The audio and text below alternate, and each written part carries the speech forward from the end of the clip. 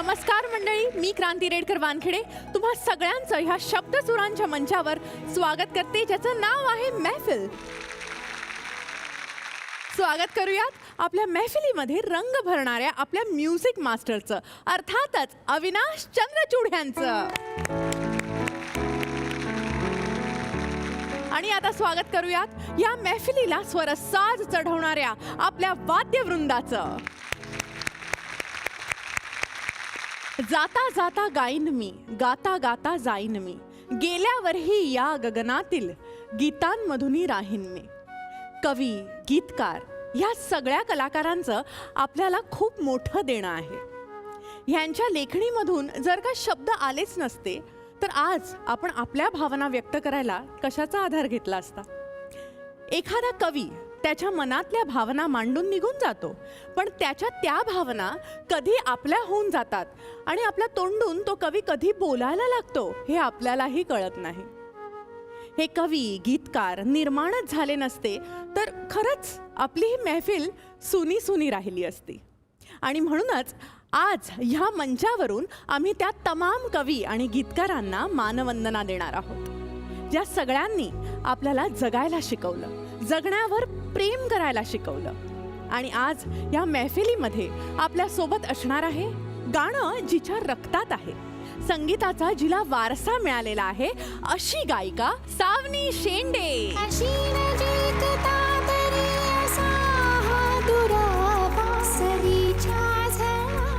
सावनी, खूप खूप स्वागत आहे तुझं महफिल या कार्यक्रमात. थँक्यू. आणि तुला कसं वाटतं इथे येऊन ते मला सांग. मस्त, ही आगळी वेगळी मैफल आहे जिथे आपण वेळोवेळी वेगवेगळ्या थीम्स घेऊन येतोय आणि खरंच खूप मजा येते to be a part of this show. आजची आमची ही महफिल तू नक्कीच एन्जॉय करशील आणि आम्हाला तुझ्याशी खूप गप्पा मारायच्या आहेत, तुझ्याकडून खूप गप्पा किस्से सगळं ऐकून घ्यायचंय. जरूर. आणि तुझ्याकडून खूप सारी गाणीही ऐकून घ्यायची. बस, नक्की. सो आता मी तुला विनंती करते की तू आसनस्थ हो आणि हा शो एन्जॉय. थँक्यू.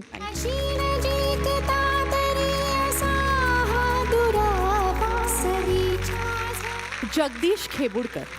1960 साली खेबुडकरांनी लिहिलेली पहिली लावणी मला म्हणत्यात हो लवंगी मिरची ही प्रदर्शित झाली. आज तागायत खेबुडकरांनी जवळजवळ 350 चित्रपटांसाठी गीतलेखन केलं. सुमारे 5 दशकं म्हणजेच 50 वर्ष हा माणूस त्याच्या गीतांमधून आपल्या सगळ्यांच्या मनामध्ये घर करून आहे. लावणी, भावगीत, भक्तिगीत एकही गीत प्रकार असा नसेल ज्यामध्ये खेबुडकरांनी काम केलेलं नाही.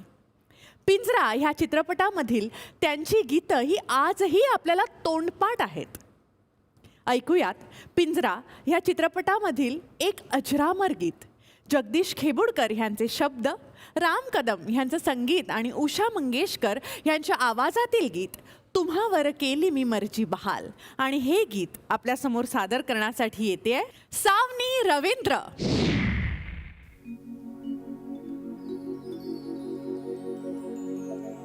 तुम्हावर केली मी मर्जी बहाल, नका सोडून जाऊ रंग महाल, नका सोडून जाऊ रंग महाल. तुम्हावर केली मी मर्जी बहाल, नका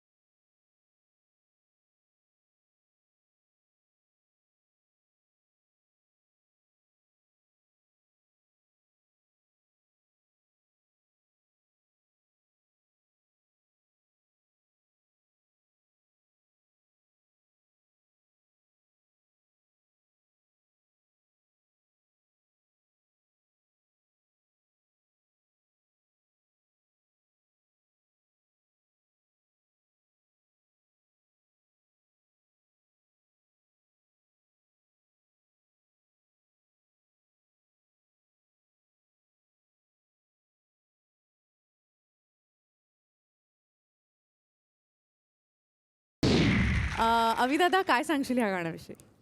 क्रांती, या गाण्याबद्दल आणि ओव्हरऑल पिंजरा या चित्रपटाबद्दल माझ्याकडे सांगण्यासारखं खूप आहे. कारण की नुकताच हा चित्रपट परत रिलीज झाला होता आणि तो जेव्हा रिलीजचं काम जेव्हा या फिल्मचं चाललं होतं तेव्हा ते काम मी आणि विश्वजितने केलं होतं. त्यामुळे अच्छा. आम्ही ते काम असं केलं होतं की त्यातला आवाज म्हणजे मिक्स ट्रॅकमधला, कारण अनमिक्स ट्रॅक अवेलेबलच नव्हते त्याचे, प्रोसेस करून मिक्स ट्रॅकमधला फक्त आवाज काढायचा, त्या आवाजावरती क्लिक तयार करायची आणि तो आजच्या काळातला वाटेल असा कंटेम्पररी ते अरेंजमेंट परत करून घ्यायचं. हे काम आम्ही केलं होतं. आणि तो जर कोणी बघितला असेल ती फिल्म थिएटरमध्ये 5.1, तो आवाज तुम्हाला तोच ऐकू येतो, पण असं वाटतं की आज हे गाणं रेकॉर्ड आज हे रेकॉर्ड झालंय. वा. आणि या गाण्याबद्दल मला असं वाटतं की जगदीश खेबुडकर आणि राम कदम यांच्या जोडीनी ज्या लावण्या दिल्या आहेत ना, म्हणजे कमाल. पिंजरा या फिल्ममधलं प्रत्येक गाणं असं आहे की बघ ना, आता किती वर्ष झाली त्या फिल्मला रिलीज होऊन, पण अजूनही त्याच्या पुढे लावणी गेलेलीच नाही. किंवा तू म्हणलीस त्याप्रमाणे की ती खूप घरंदाज वाटते लावणी आणि ती कुठलीच मर्यादा कधीच क्रॉस करत नाही.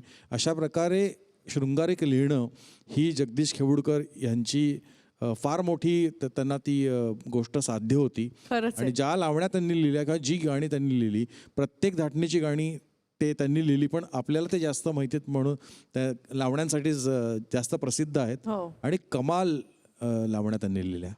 खरंच आहे, खरंच आहे. सावनी काय सांगशील?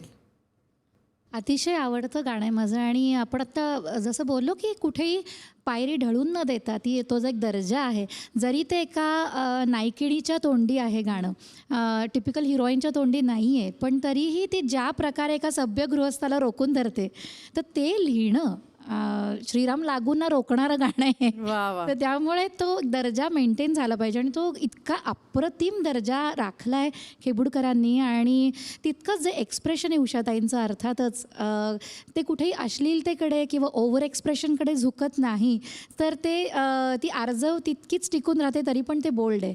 तर हा जो त्याचा बॅलन्स राखला आहे अख्ख्या गाण्यात, मला असं वाटतं केवळ अवीट आहे. आणि थँक्यू सो मच सावनी, इतकी सुंदर गाणं तू इथे सादर केलं. Thank you. थँक्यू. कुणास काय ठाऊके कसे कुठे काय असू, निळ्या नभात रेखली नकोस भावना पुसू. तुझ्या मनीच राहिले तुला कळेल गीत हे, असेन मी नसेन मी तरी हसेल गीत हे. फुला फुलात येथल्या उद्या हसेल गीत हे. ह्या कवितेसारखंच शांता शेळके ह्यांचं गीत आपल्या सगळ्यांच्याच मनामध्ये कोरलं गेलेलं आहे. जवळजवळ 5 ते 6 दशकं शांताबाईंनी आपल्या लेखणीने खुलवली. ऐकूयात त्यांचंच एक गाजलेलं गीत. पंडित हृदयनाथ मंगेशकर ह्यांचं संगीत आणि लता मंगेशकर ह्यांच्या अजरामर आवाजातील गीत वादळ वारं सुटलं ग. आणि हे गाणं आपल्यासमोर सादर करण्यासाठी येत आहेत सुवर्णा माटेगावकर.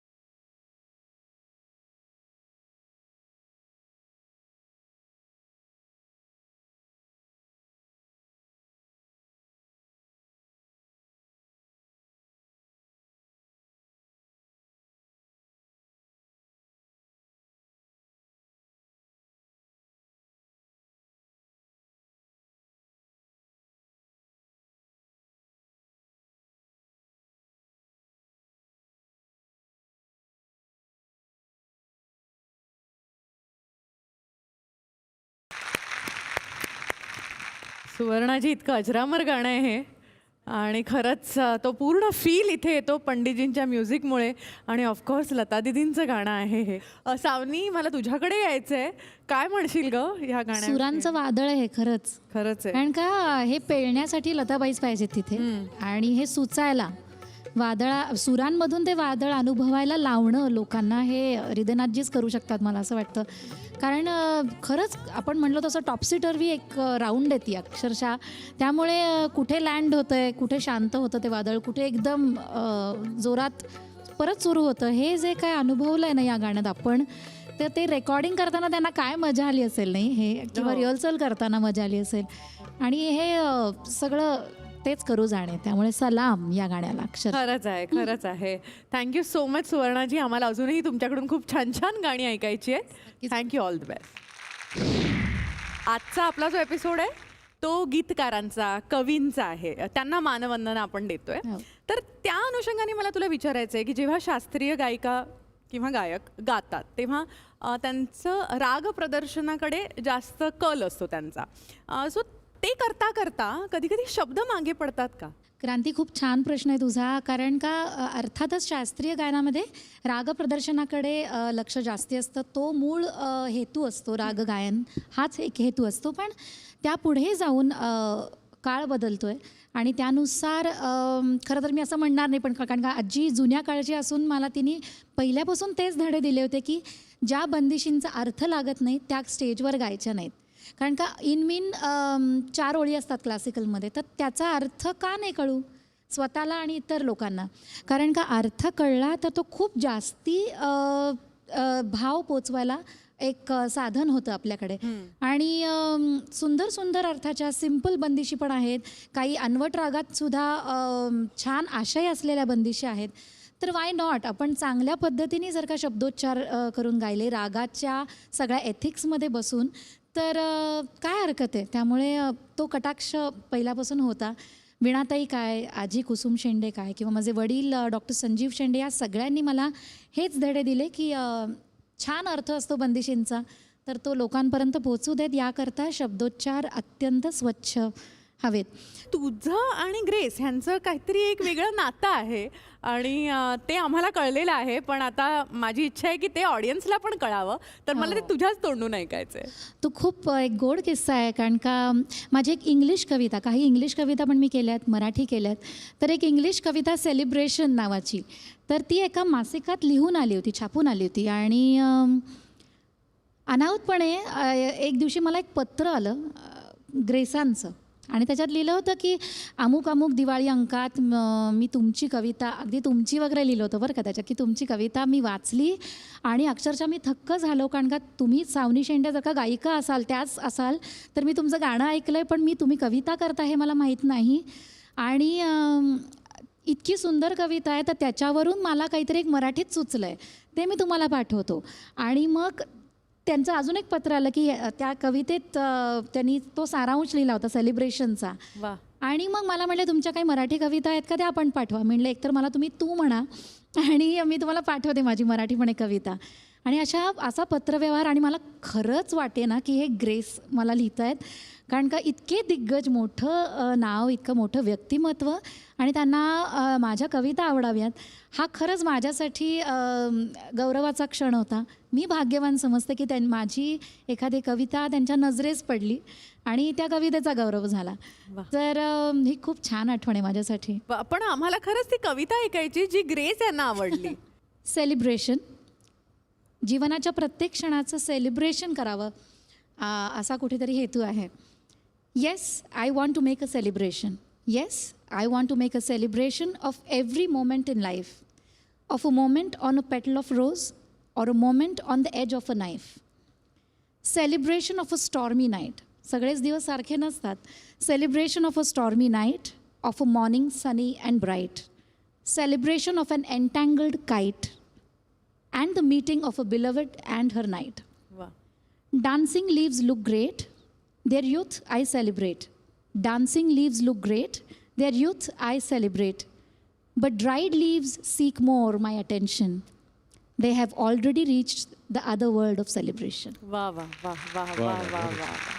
क्या बात है. आणि त्यानंतर क्रांती त्यांना मी एक मराठी कविता पाठवली, ती तुला सांगते. सावनी एक तृप्ती एक अतृप्ती, जीवनाच्या पूर्णत्वाकडे नेणारा षड्ज, जीवनाच्या पूर्णत्वाकडे नेणारा षड्ज, तर एकीकडे अपूर्णता भासवणारा निषाद. खूप जवळ पण तरीही दूर अंतरावरचे हे सावनी, या वा. दोघांमुळेच मी सावनी. कधी तृप्त असते मी षड्जासारखी, कधी तृप्त असते मी षड्जासारखी, तर कधी मनात हुरहुर निषादाची. सावनी या दोघातल्या अंतरातला अर्थ जाणू पाहणारी मी सावनी. वा. मग कधीतरी मी भानावर येते, मग कधीतरी मी भानावर येते, नीमुळेच सा तृप्त असतो याची जाणीव होते. वा वा वा वा नावावर माझ्या म्हणूनच खुश असणारी मी सावनी. वा वा. हा स्वीट. हा नाईस. क्रांती, मला एक गोष्ट शेअर करायची आहे. मी आणि सावनीनी एक इंटरनॅशनल अल्बम केला आहे अरे वा. आणि त्याच्यामध्ये तिन्ही काही गाणी कंपोज केली होती ओ. आणि त्यात जगातले सगळे कंपोजर्स होते, म्हणजे वेगवेगळ्या देशातले कंपोजर्स त्याच्यामध्ये होते आणि मी काही पार्ट्स त्यातले अरेंज केले होते. सावनीनी ती गाणी त्या बंदिशीने लिहिलेल्या होत्या. अरे वा. तर त्याची ट्रीटमेंट खूप वेगळी होती आणि क्लासिकल चा एक जो विशिष्ट फॉर्म आहे तो ओलांडून मला वाटतं इंटरनॅशनल फॉर्मवरती ते नेण्याचं काम त्यांनी केलं. ही खूप मोठी गोष्ट मला सावनीबद्दल वाटते. थँक्यू. आणि खऱ्या अर्थाने क्रांती, तो एक क्रांती घडली तिकडे. अरे वा. मला असं वाटतं सगळी भारतीय वाद्य अविनाशनी मुंबईहून भरली आणि तो कॉयर वगैरे जो होता, जो इंग्लिश वाद्य जी टिपिकल हार्मनी साईडला जी होती ती ऑस्ट्रिया आणि लंडनला भरली गेली. त्यामुळे खऱ्या अर्थाने त्याचं रेकॉर्डिंग स्वित्झर्लंडला झालं ओ. आणि रिलीज झाला अल्बम जर्मनीमध्ये. त्यामुळे Right. खऱ्या टीना टर्नरनी वर्ल्ड सुद्धा- म्युझिक त्याच्यात आलेलं आहे. येस. टीना टर्नर सारख्या गायिकांनी त्या अल्बममध्ये गाणं गायलं होतं. अरे वा. आणि त्या अल्बमचं आमच्या ओपनिंग जर्मनीमध्ये झालं होतं. आणि सावनी, तू एक ऐकव ना ती आपली बंदिश.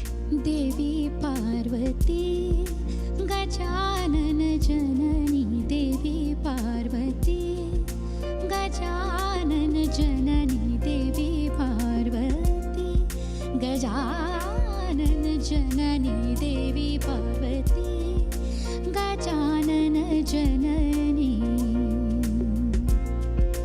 तो हे पूजे सब गुणी ज्ञानी,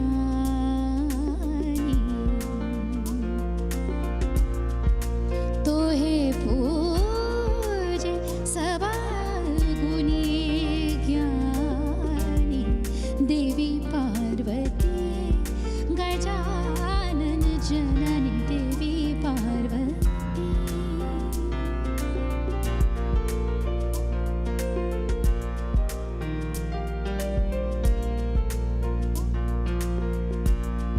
धन्य तुम माता,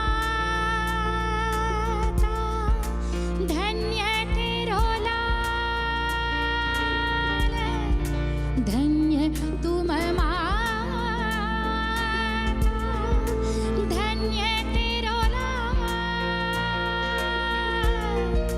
आयो शरण तेरो, आयो शरण तेरो, कृपा करदानी,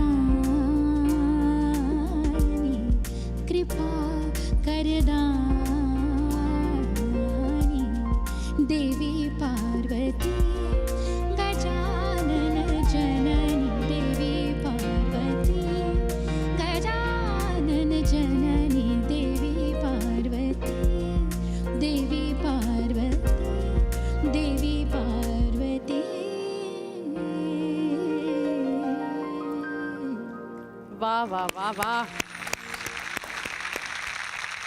पाय असावे जमिनीवरती कवेत अंबर घेताना, हसू असावे ओठांवरती काळीज काढून देताना. आपल्या सगळ्यांचंच काळीज हे त्यांनी हसत हसत त्याच्या गीतांमधून काढून घेतलेलं आहे. असंच आपल्या काळजाचा ठाव घेणारं गाणं आता इथे सादर होणार आहे. गुरु ठाकूर ह्याचे शब्द, अजय अतुल ह्यांचं संगीत आणि शंकर महादेवन ह्यांच्या आवाजातील गीत मन उधाण वाऱ्याचे. आणि हे गाणं आपल्यासमोर सादर करण्यासाठी येतोय मंदार आपटे.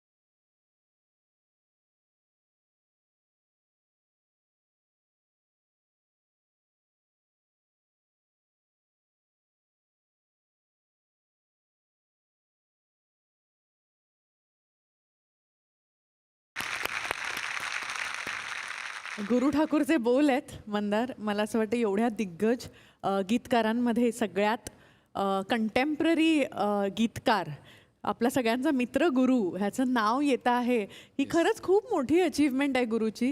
आणि मला असं वाटतं काही गाण्यांचं ना असं नशीब असतं की ती लूपवर ऐकलीच जातात आणि ती प्रत्येकाने लूपवर ऐकलेली असतात. त्यापैकीच एक गाणं आहे ते मन उधाण वाऱ्याचे. अवी दादा, काय सांगशील या गाण्याविषयी?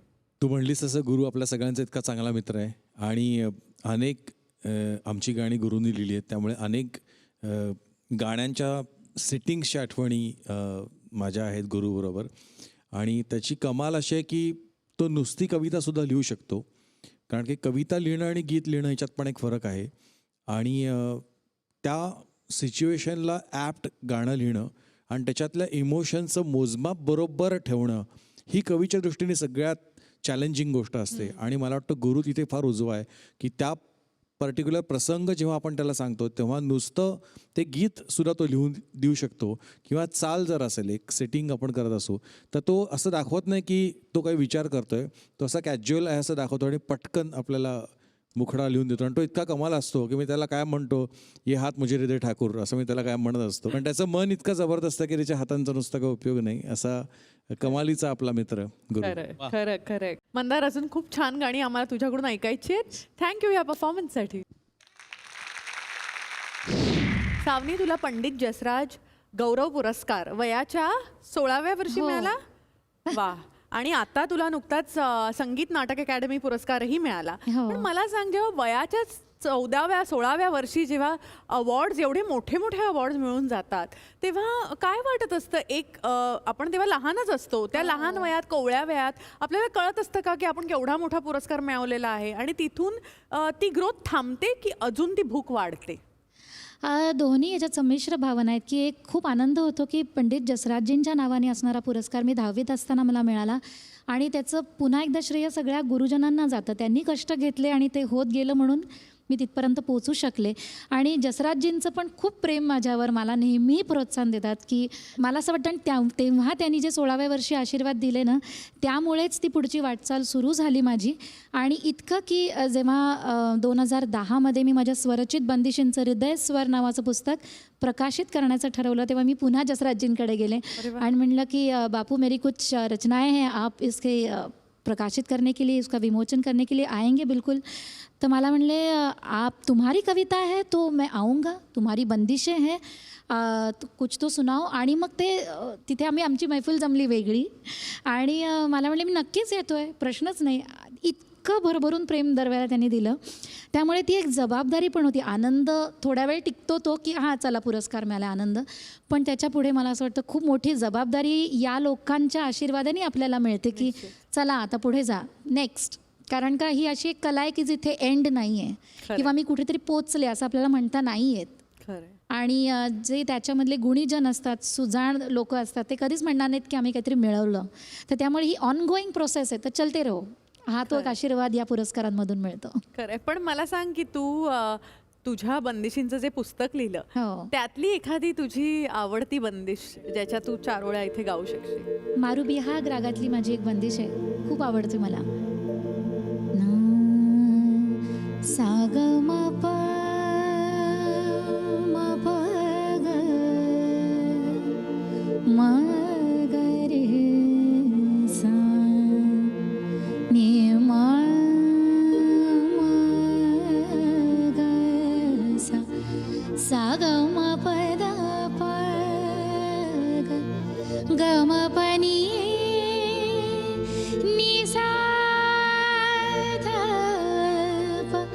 ग म प नि रे नि सा द म प द म प ग म ग सा ग प सा म ग नि म म ग सा. जाओ सजना मैं नाही बोलू, जाओ सजना मैं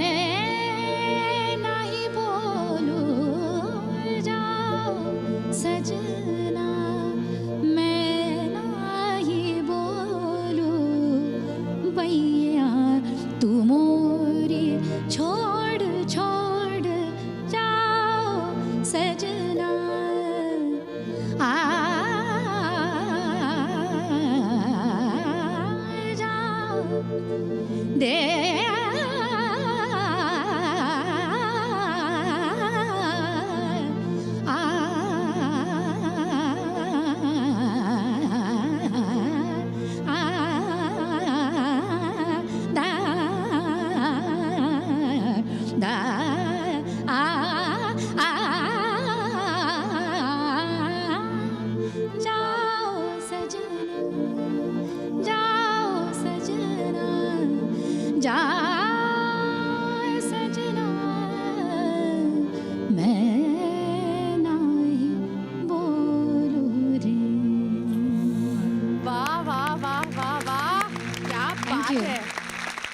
गाणं सांगू येतं कुठून, डहाळीतून ओंकार फुटून. मंगेश पाडगावकर ह्यांचा जन्म मूळचा कोकणातला. निसर्गाच्या सानिध्यात वाढताना त्यांच्यामधील कवी हा फुलत आणि बहरत गेला. पाडगावकरांनी अनेक पद्धतींची गाणी लिहिली आणि आजही ती आपल्या मनामध्ये घर करून आहेत. ऐकूयात त्यांचंच एक गाजलेलं गीत. यशवंत देव ह्यांचं संगीत आणि अरुण दाते ह्यांच्या आवाजातील गीत दिवस तुझे हे फुलायचे. आणि हे गीत आपल्यासमोर सादर करण्यासाठी येतोय प्रशांत नासेरी.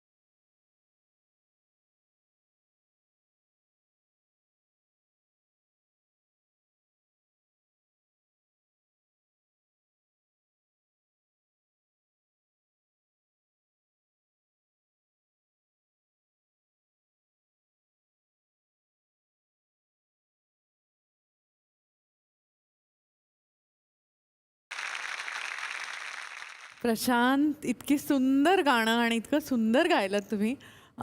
पाडगावकरांचे शब्द अतिशय खोल भावना तरल शब्दांमध्ये सांगणारा असा एक खूप मोठा कवी आणि खूप मोठे लेखक. काय वाटतं हे गाणं गाताना? हे गाणं गाताना खरं तर इतकं इतकं सॉफ्ट रोमॅन्टिक गाणं. आणि मी जेव्हा गायला सुरू केलं होतं तेव्हा त्या काळातलं खरंच हे गाणं मला त्या दिवसाची परत आठवण झाली. आणि धन्यवाद, खूप खूप छान, इतकं गाणं मला छान गायला मिळालं पुन्हा एकदा, ते त्याकरता धन्यवाद. अवी दादा काय सांगशील? क्रांती, या गाण्याच्या ना माझ्या पण खूप आठवणी आहेत. कारण की माझ्या करिअरच्या सुरुवातीला अरुण दात्यांबरोबर मी अनेक वेळेला साथ संगत केलेली आहे. आणि मला आठवतं आहे की आमचे अनेक प्रवास एकत्र व्हायचे. आणि अरुण दाते खूप मोठे स्टार होते आणि आहेत आणि राहतीलही. पण त्यांची एक खासियत होती की ते सगळ्यांबरोबर, अख्ख्या ग्रुपबरोबर एकत्र प्रवास करायचे कायम. आणि त्या एकत्र प्रवासामध्ये ह्या गाण्याबद्दलच्या पण त्यांच्या खूप आठवणी होत्या. पाडगावकरांबद्दल, कारण आजचा आपला विषय कवी हा आहे, तर कवी मंगेश पाडगावकर आणि त्यांचा एक खूप दोस्ताना होता.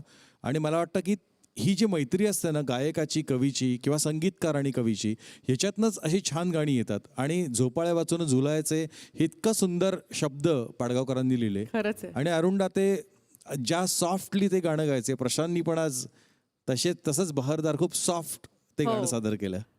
काय सांगशील? वा, प्रशांत खूप छान गायलास. आणि ना झुलवत ठेवलंस, जसं ते गाणं आहे ना, तर झोपाळ्या विनासुद्धा आम्ही झुललो. आणि खरंच पाडगावकरांची तू क्रांती म्हणलीस तशी खासियतच आहे की सोपं करून सांगणं लोकांना, आणि रोजच्या जीवनातली उदाहरणं देऊन ते आपल्याला झुलवत ठेवतात नेहमीच वेगवेगळ्या आशयावर. तर त्यामुळे मजा आली आम्हाला ऐकताना, मस्त वाटलं खूप. वा वा वा, अशी अजून छान छान गाणी आम्हाला तुमच्याकडून ऐकायची आहेत. So thank you so much. Savani, तुझ्या घरातच संगीत होतं, त्यामुळे घरात खूप मोठी मोठी मंडळी येत असणार हो. ह्या संगीत विश्वातली. हो. तर अशा काही मोठ्या व्यक्तींबद्दलच्या तुझ्या काही स्पेशल आठवणी? खूप आहेत, अनंत आहेत अशा आठवणी. आम्ही, मला आठवतं की शोभाताई गुरटू घरी यायच्या आणि डॉक्टर प्रभात्रे ज्यांच्या गाण्याचा माझ्या संगीतावर, गायकीवर खूप परिणाम आहे. कारण का अतिशय विलक्षण व्यक्तिमत्व आहे पद्मभूषण डॉक्टर प्रभात्रे. आणि सरगमची पद्धत, रागाकडे बघण्याचे त्यांचे वेगवेगळे अँगल्स, बुद्धिमत्ता. आणि त्यांचं उदाहरण मला असं या कारणाकरता द्यायला आवडेल की नुसतीच बुद्धिमत्तेचं गाणं काय केलं विकृतीकडे झुकतं, किंवा नुसतंच इमोशनल असेल तर ते कुठेतरी बंदिस्तपणा त्याचा कमी होतो. पण शास्त्रीय संगीतात त्यांचं नेहमी एक वाक्य असायचं की गळा दिलाय ना आपल्याला, तो बुद्धी आणि मनाच्या मध्ये दिलाय. तर त्यामुळे तो बॅलन्स एक्झॅक्ट कसा राखायचा, बुद्धीमध्ये वाहवत न जाता आणि एकीकडे इमोशनली वाहवत न जाता बॅलन्स कसा राखायचा, अँड येट सो एस्थेटिक. त्यांचं गाणं इतकं प्रेक्षणीय होतं. त्याचबरोबर गाण्यातल्या ॲस्थेटिक्स, त्यांच्या राहण्यातल्या ॲस्थेटिक्स यांनी मी खूप प्रभावी होते. आणि अर्थात वीणाताईंसारख्या गुरु, बाकीचे घरचे गुरु. नंतर अजय पोहनकर आमच्याकडे घरी खूप वेळा यायचे, किंवा भीमसेनजींशी आजीचं आणि माझं खूप जवळ किराणा घराण्याचे संबंध. इतकं छान वैचारिक देवाणघेवाण कायम आम्ही आमच्याकडे घरी बघितली आहे. मग शांता शेळके घरी यायच्या खूप वेळा, माझ्या पणजीच्या ग्रुपमधल्या होत्या त्या. आणि अतिशय क्यूट आजी आपण ज्यांना म्हणता येईल ना, अशा शांताबाई होत्या. त्यामुळे खूप प्रेमळ स्वभावाने, ये ग सावनी इकडे ये वगैरे. आणि तेव्हा मी कॉलेजमध्ये होते, नुकतीच कविता करायला लागले होते, तर मी माझ्या त्या लेवलच्या कविता त्यांना ऐकवलं. त्या म्हणल्या, इकडे आहे ना तुझी ती डायरी आण ना माझी, मला इच्छा आहे की तुला काहीतरी लिहून देते. आणि ते वाव, म्हणलं की शांता आजी तुम्ही लिहिणार का? ऑफकोर्स मी लिहिणार आहे तुझ्या डायरीत. आणि मग गोपराणा गोकुळी गोकुळी, इतकी सुंदर हस्ताक्षरात सुंदर आशय असलेली कविता त्यांनी मला लिहून दिली. आणि अशा अनेक अनेक किस्से दिग्गजांबरोबरचे. एकदा मला आठवतं आहे भीमसेनजींच्या घरी आम्ही गेलो होतो, ते सुद्धा खूप वेळायचं. पण भीमसेनजींच्या घरी जेव्हा आम्ही गेलो होतो तेव्हा मला म्हणले, नमस्कार केला आणि मला म्हणले चला ऐकवा काहीतरी. तर चला ऐकवा, आणि भारतरत्न भीमसेन जोशींसमोर आपण काय ऐकवायचं? तर मला म्हणले नाही ऐकवायलाच पाहिजे, चला तंबोरे काढा. आणि मी बसलो अचानक.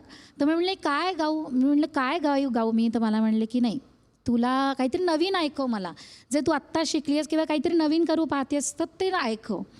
तर मला आठवत आहे माझी पहिली स्वरचित बंदिश मी अण्णांना म्हणजे भीमसेन जोशींना ऐकवली होती.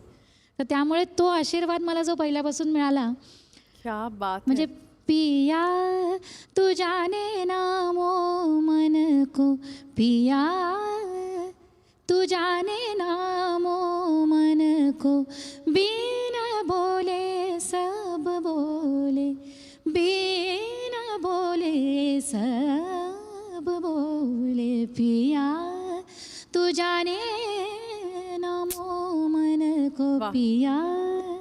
वा वा वा मी वा त्यांना वा. ऐकवली होती. मला म्हणले या वाटेवर चालत राहा. खूप मोठा आशीर्वाद आहे मला. ही मैफिल अशीच सजत आणि रंगत जाणार आहे. अनेक दिग्गज गीतकारांची गाणी आपल्याला ह्या मंचावर ऐकायला मिळणार आहेत.